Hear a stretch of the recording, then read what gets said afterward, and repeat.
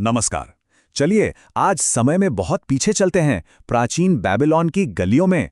ये वो शहर था जो अपने जमाने में दुनिया का सबसे अमीर शहर माना जाता था।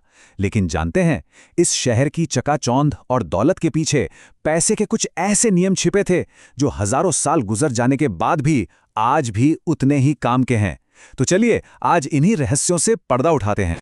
जरा सोचिए एक ऐसे शहर के बारे में, बेबीलोन। यहाँ के महल आसमान छूते थे, यहाँ के हैंगिंग गार्डन्स दुनिया के अजूबों में से थे, और यहाँ के खजानों की कहानियां तो खैर दूर दूर तक फैली हुई थीं। लेकिन इसी सुनहरे शहर की चमक के पीछे एक बहुत गहरा, बहुत अजीब सा विरोधाभास छुपा हुआ था। और यही उस समय की एक कड़वी सच्चाई थी। मतलब एक तरफ तो बेहिसाब दौलत थी, भव्यता थी, और दूसरी तरफ उतनी ही ज्यादा गरीबी। कुछ लोग तो ऐशो आराम की जिंदगी जी रहे थे, जबकि शहर की ज्यादातर आबादी किसी तरह बस अपना गुजारा कर रही थी। और यही एक सवाल बांसीर नाम के एक मेहनती रथ बनाने वाले को अंदर ही अंदर खाए जा रहा था। सोचिए, वो शहर के सबसे बेहतरीन कारीगरों में से एक था, लेकिन इसके बावजूद उसकी जेब हमेशा हमेशा खाली रहती थी। बांसिर की कहानी आज भी हम में से कई लोगों को अपनी सी लगेगी। वो सुबह से लेकर शाम तक जी तोड़ मेहनत करता, शानदार रथ बनाता, लेकिन दिन ढलते ही उसके पास अपने घर परिवार का पेट पालने के लिए भी पैसे नहीं बचते थे। उसे यह समझ ही नहीं आ रहा था कि आखिर गड़बड़ हो कहाँ रही है। फिर एक दिन अपने दोस्त कॉबी से बात करते करते, जो एक म्यूजिशियन था, बांसिर के दिमाग में एक बत्ती जली। उसे एहसास हुआ कि उसने और उसके दोस्त ने अपनी कला को सीखने में तो सालों लगा दिए, लेकिन दौलत कैसे कमाई जाती है, इस कला को सीखने की कभी कोशिश ही नहीं की। और बस इसीलिए उन्होंने फैसला कर लिया कि अब वो उस इंसान से सलाह लेंगे जो इस रहस्य को जानता था। अरकाद, पूरे बेबीलोन का सबसे अमीर आदमी। अरकाद न सिर्फ अपनी दौलत के लिए, बल्कि अपनी दरियादिली और समझदारी के लिए भी पूरे शहर में मशहूर था। और मजे की बात यह थी कि अरकाद कोई सोने का चम्मच लेकर पैदा नहीं हुआ था। उसने भी एक बिल्कुल आम इंसान की तरह ही शुरुआत की थी और एक समझदार साहूकार से पैसे बनाने के नियम सीखे थे। इससे ये तो साफ था कि उसकी समझदारी कोई पैदाइशी राज नहीं थी, इसे कोई भी सीख सकता था। तो जब बांसिर और उसके दोस्त अरकाद के पास पहुंचे, तो अरकाद ने उन्हें एक खाली बटुए के साथ इलाज सिखाए। ये पैसे को समझने और उसे बढ़ाने के बहुत ही सीधे साधे लेकिन उतने ही असरदार सिद्धांत थे। अरकाद ने जो सिद्धांत सिखाए उनमें से कुछ खास ये थे।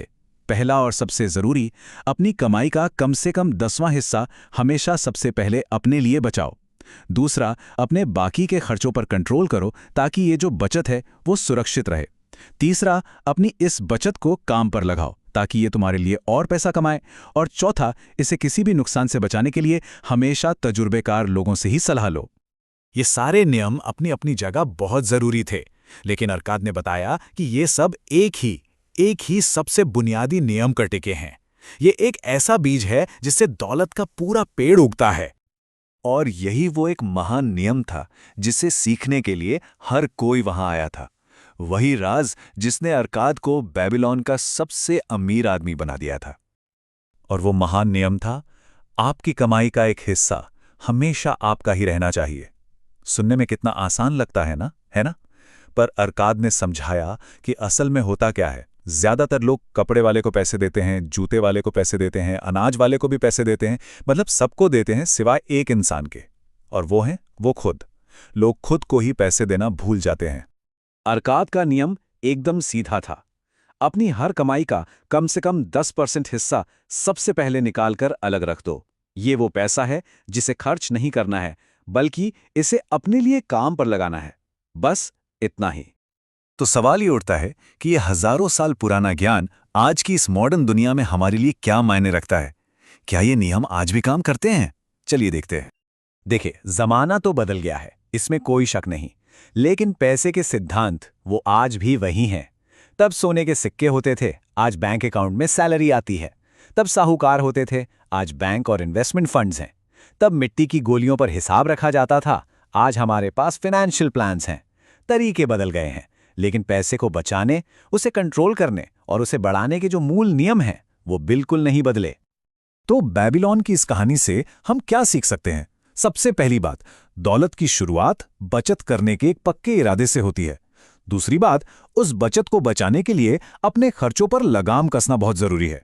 फिर उस बचत को अपने लिए काम पर लगाना होता है ताकि वो बढ़ सके। और हाँ, इस पूरे सफर में अनुभवी लोगों से सलाह लेना हमें बड़ी बड़ी गलतियों से बचाता है। और आखिर में ये याद रखना कि दौलत किस्मत का खेल नहीं, बल्कि इन नियमों पर लगातार चलने का नतीजा है। अरकात की यह बात कितनी सही है। पहली बचत उस नन्हे से बीज की तरह है जो भविष्य में एक बहुत बड़ा पेड़ बन सकता है। बस शर्त यह है कि उसे लगातार बचत और समझदारी के पानी से सींचते रहें। तो अंत में ये कहानी हमें बस एक बात याद दिलाती है कि दौलत के नियम भी ग्रेविटी के नियम जैसे ही हैं। ये हमेशा हर किसी के लिए काम करते हैं। तो सवाल यह है कि इस ज्ञान को जानने के बाद आज अपने आर्थिक भविष्य के लिए कौन सा पहला बीज बोने का फैसला लिया जाए।